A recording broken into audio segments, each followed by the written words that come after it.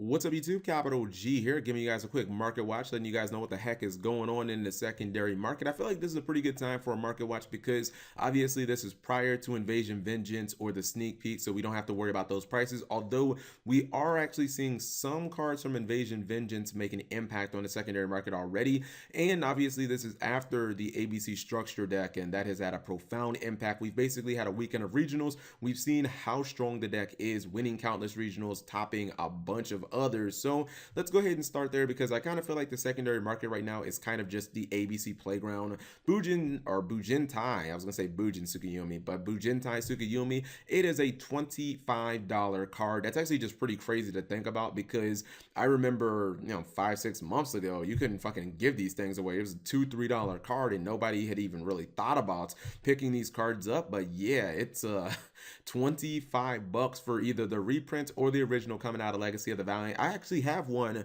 from all those regionals where I played Serteller Knights, and even just like 2-3 weeks ago, it was like a $12 card. I was like, wow, I might want to cash in 12 easy bucks, but glad I didn't. The card has actually doubled, and I don't see this card coming down anytime soon. You guys know that ABCs are pretty much going to be a dominant deck for at minimum the next 6 months, and even if Konami hits it, the only thing they'll probably go after would be Union Hanger, so it'll probably be an extremely good deck even after that. And then in the OCG, they haven't even touched the deck yet. So next up, Ghost Reaper and Winter Cherries. So this is a card that's up a little bit. You see the market price was under $34, or excuse me, under 35 bucks, and now it's basically gone up $5, like a $40 card coming out of Shining Victories. So it's going to be a difficult card to get your hands on, and this kind of has gone up because a lot of people were thinking about side decking this card, and there have been players who are playing ABC who are just straight up main decking it. Sam from Team Samurai, he top 8 at a regional, and I believe Toronto, Canada,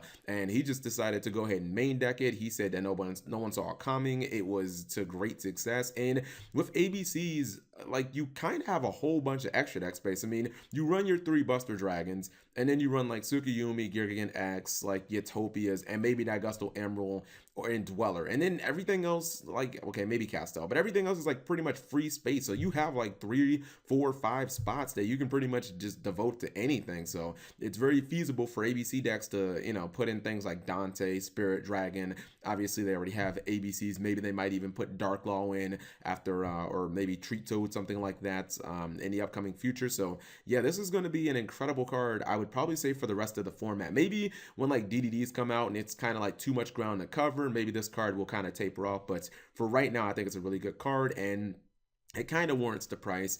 Game Maceo has hit over $6. Basically, you're looking at $6 for any copies of Game Maceo. Don't even think about the Super ones, the OTS ones. Those are basically $13. But I actually think it's a little crazy that the Mega Pack version's like 30-40 cents more than the original version of Docs. I would always pick the core set before I pick any of the reprints up. But Game Maceo is just so good right now. You guys know, just being able to out just really powerful stun monsters, Dark Law, ABC Buster Dragon, Cyber Dragon Infinity, Rafflesia, just all those annoying things. Dart Destroyer was pretty much the card that made this card start seeing play out of the side deck and now into the main deck. So many people are just main decking Game Maceo, and of course in decks like Mermail, it's just so good. It's basically a staple because if it's dead in your hand, like you're going first, and you can just pitch it to summon Megalo or Abystius or something like that.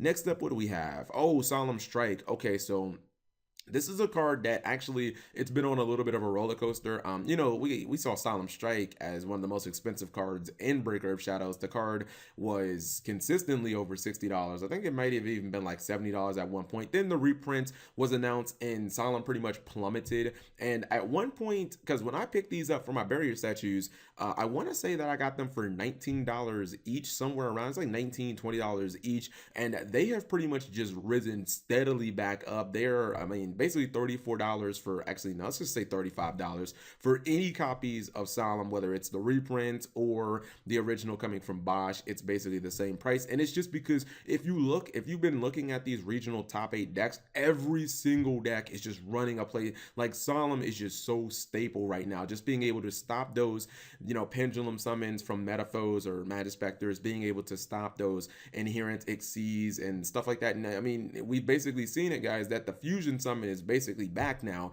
You know, you couldn't really Solemn Strike the fusion summons of the Metaphors, but you can definitely fusion summon the, what do you call ABC? Is that a contact? I don't know how you technically classify. I'm gonna say contact fusion, like being able to, you know, Solemn like the contact fusion of ABC, being able to hit hand tracks. I think a lot of people just consider Solemn just basically like near stable right now, unless you're running a highly aggro deck like Water or something like that, where you're trying to like kill your opponent immediately. Solemn just seems so good. Gustl Phoenix is actually going up. This card's about 1050, and for those of you who don't know, a lot of rank 2 stuff is basically going up because of just all the decks that are just going to be much more viable because of Totally Awesome. Paleozoics will probably run 1 copy of this card. If you're playing like any frog variants, a lot of that is just going to be like your whole extra deck is going to be focused around like rank 2. So basically a lot of the good rank 2s are actually seeing their price go up. And even if you look at the cards that people also purchase here at the bottom, you know, you see the Swap Frog, you see the Rodent Totems and stuff like that. So it's basically because of, you know, a lot of players who are playing Totally Awesome and playing Paleozoics, they need to pick up 1 copy of Gustl Phoenix, and it hasn't been reprinted in a very long time.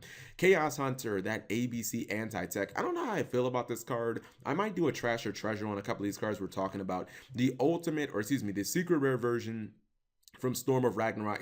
That's a really freaking old set from 5Ds. That's the same set that Six Samurai got their kind of what's the word I'm looking for, renovation, and Maxi came out in that set as well. This is basically used as anti-ABC tech. You summon it turn 1 if you're going second, ideally, or I guess even if you're going first, you wait for an ABC player to summon something, and then they're basically locked out of their Buster Dragon. If they've already committed to Geargigan X or Tsukuyomi, then they pretty much have no way of getting over this card unless they're running like Regeki or they've got like Storming Mirror Force, something like that. This card is available in common, so don't worry if you guys need to pick it up. There are some common versions that are extremely cheap. Same thing can be said with Dark Lord Urato. I don't know what the fuck is going on with this secret rare copy from Phantom Darkness. This shit is it's basically like it's almost $50. Now there's a gold rare version that was printed a while ago and there's some comments, but I mean, I have to think that this is because we are basically in Destiny Soldiers. We are going to be getting the new Dark Lord supports and Dark Lord support, and I think just about every version runs at least 1 Dark Lord Urato because it is a Regeki. This card was instrumental in Dad Return, basically just making it so that you can just like OTK your opponent. You summon like Genzo, or you bring this back with like Dimension Fusion back in the day, and you basically just Regeki your opponent's field and just wreck them. So this card is definitely good, but like just get the gold versions. I don't know who the heck is paying $50 for those copies, but like just get the gold version or pick up some commons of it, because I think $50 is completely out of the question. The blue bombshell, my waifu, Denko Seka. So she's going up. I think a lot of this is in response to the fact that just there seems to just be a lot more traps this format. We talked about earlier in the video how people are just playing Solemns and everything. Vanities is on the extreme rise, and artifacts are making a serious comeback. There was actually a player who topped a regional with artifacts and Teller Knights, and we all know how artifact Cosmos have been kind of hitting the scene, and Artifact Scythe is just a really strong card right now because it locks out players like ABCs from going into basically their extra deck for an entire turn. So Denko Seka is used as a card to, especially if you're playing like Metaphors, a pendulum deck where you don't need your normal as much, a way of basically just locking out people, because I think back row is just becoming a lot more prominent, and that makes Denko Seka a lot more viable. And then the last card, Star Leash Paradynamo, we're back to ABCs. Basically anything that can be run in ABCs, it's just skyrocketing. This card, wow. I mean, Star Leash Paradynamo hasn't been played in a long time. Even a lot of Tellarknight players don't run it. Basically, a lot of the light XC monsters that, you know, can be run in ABC, obviously they can be running like decks like Tellarknights and Constellars as well.